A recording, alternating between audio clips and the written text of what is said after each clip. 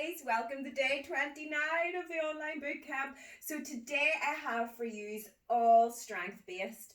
So what I've done is the same as I done last week, is I've split this workout in half. So you have legs to start with, which is 24 rounds, and we're staying on our 45 seconds of work and 15 seconds of rest.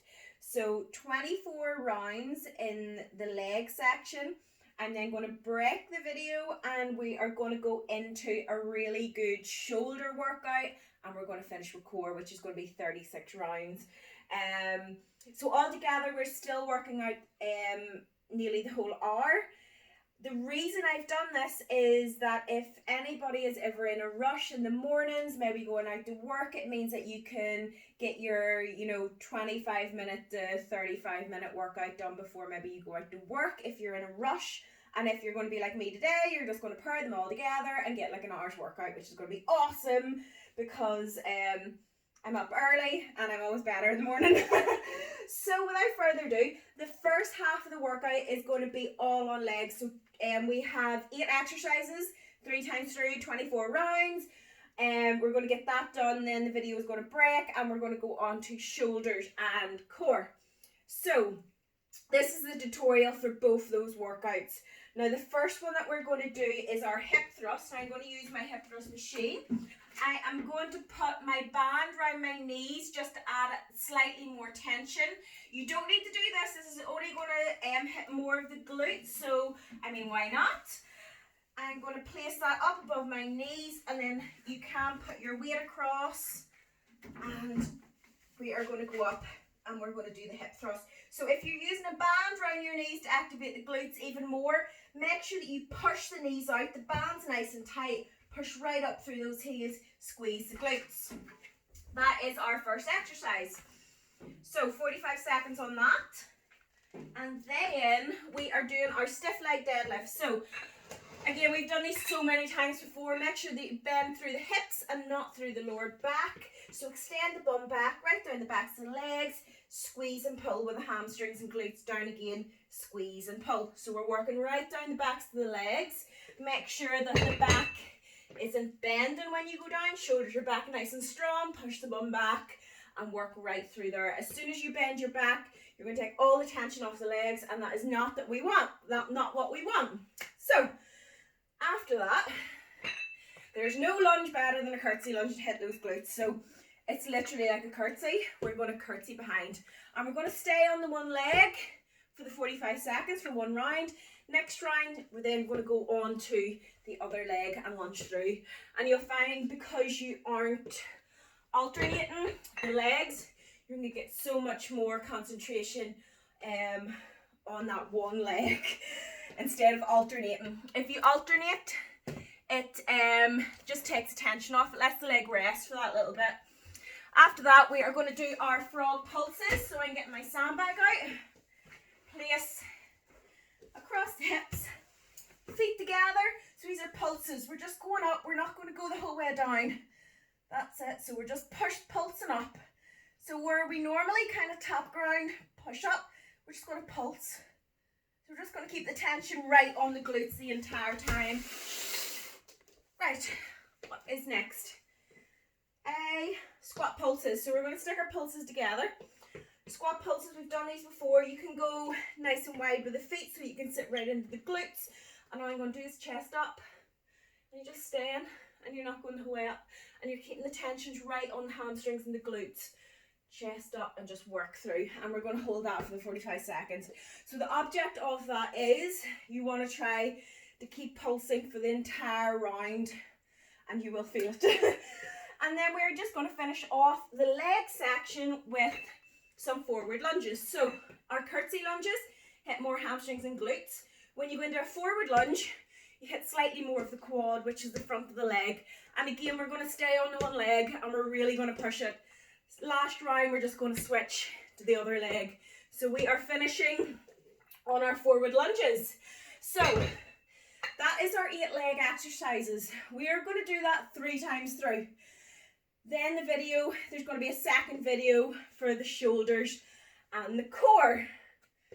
Stay with me, it'll make sense. So we're really going to hit the shoulders this time. I don't think we've done a shoulder workout that has been quite intense. So this is going to be fun. It's going to be a brilliant one that maybe if you're looking to work on your shoulders slightly more, it is definitely going to help with that there. And you can add it into the ends of other workouts that maybe didn't have as much shoulder work. Or again, if you are just really looking to improve your shoulders, you could do this a couple of times a week and you should see good difference in your shoulders through that, as long as you're pushing to the absolute limit and you're making the muscle feel every single time. So, I don't think there's anything we haven't done in this before. We are literally just going to start off with the basics, and we're going to do a shoulder press. So you're just going to press right up, down. So again, full range of motion. We are not going to the ears, we're not going to here, we're going right down to those shoulders, and we're going to press right up again. After that, we have our lateral raises. So I need to get a band. So you can use band or you can use plates. The bands are just kind of easier held than the plates that I have in the house. So remember, with your lateral raises, elbow never goes higher than shoulder and hand never goes higher than elbow. And we're just going to go out to the side, squeeze the shoulders up and really work through. You will feel it a little bit in the traps, which is going to the neck, into the centre of the back. What you want to do is try to really put the concentration onto the shoulder. It is natural for that to happen, but we just kind of want to really put the concentration onto the shoulder. Right, after that there, what do we have? We have high rows. So we've done these before. We are down onto the ground. We're going to loop that band round, and elbows are in line with ears. So you're driving right up, working right through the backs of the shoulders, right in there. So when you are driving this up, you don't want to drive it in nice and close. Try to spread it out a wee bit so the hands are nearly hitting the shoulders, and I find personally that hits my rear delts a lot better than when I'm keeping a narrower grip. So spread it out. After that, what do we have? Right, we have Arnold press, starting in front, and we're just going to scoop round, down in front, scoop round and press. We've done that one before. Keep the tension on the shoulders the entire time, and we just got to work through it. Right, rear delt flies. I'm going to use my plates for this. Rear delt flies, you are in the bent over row position. You want to keep, again with the shoulders, you want to keep your arm completely in line with the shoulder. So you want to be going out like that, down, and really working through the rear delt. Not like a bent over row where we're pulling back. As soon as the elbows are going to go back, you're going to activate the back and not the rear delts. So you want to keep it in line with the shoulder, out. So from the front, that is the way it's looking. And again, everything is in line with the shoulder and working out. So it is literally this little bit of the shoulder that's going from the back into the shoulder that we're training with the rear delts, rear delt flies and the high rows. So that's where you want to be feeling it. You want to be feeling it right there. Just literally going around. We then have front raises. So you can use your kettlebell, you can use anything you want. I'd say about like 4 to 5 kilos to start with should be enough. Everybody's going to be different.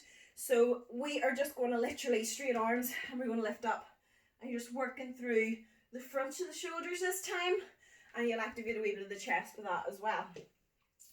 And again, no swing, no swinging. You're controlling that the entire time. And after that there we have our upright rows. So upright row, you're just going to hold nice and close, or you can go to shoulder so it's in line with the shoulder. So a bit wider like that there. I'm just going to use this because it's easier with an overhand grip, and we're just going to drive up.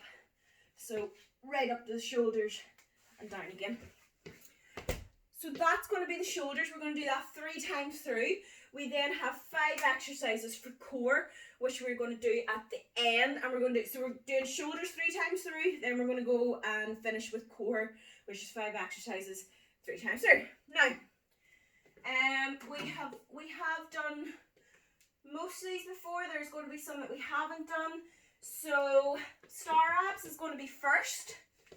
So you're literally going to sit like a star, and you're going to go up, touch the toe, up, touch the toe, and we're going to alternate each side. That is the first core exercise. We're then going to go into leg lifts. So again, you can place your hands under your bum or take it away. If you take it away, it's going to be a lot harder, and you really want to drive that lower back into the ground so the back's nice and straight. What you don't want happening is that lifting with the back. You want the back in nice and tight. So if you do find that your back is lifting when you're lowering your legs, you can place your hands under your bum and just even go right the way down. And we're just going to drive up. So back in nice and tight, drive up with the core, drive up with the core. After that, we have toe touches. So we're going to stay in the same position, feet up in the air, and all what you're doing is up. Try and touch those. I can't even reach mine.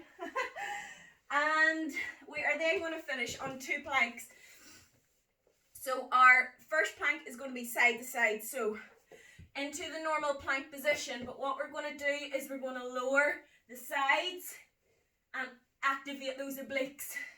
So you're dipping the hips down, so you're rotating the hips round.